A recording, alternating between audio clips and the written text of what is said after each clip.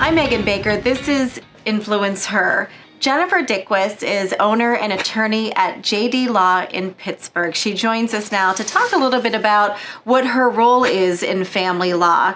So you began your career in family law. You are coming up on your fifth year as JD Law with your own practice, as we talked about.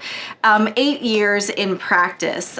Your cases involve mainly families and children emotionally charged, as one could only imagine. What do you find most difficult and most rewarding at the same time about this particular side of law? The most difficult, obviously, some of the things that I see that happen to children from abuse to neglect is incredibly emotional. It's difficult, and it's really hard to see up close and personal.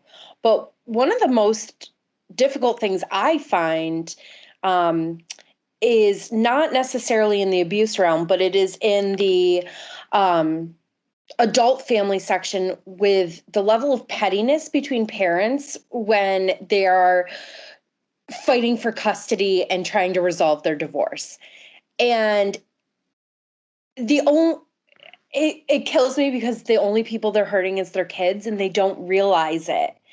And so I find that the most difficult to deal with, just because there's no good way to bring someone back around to say, listen, you're doing more damage than you are good.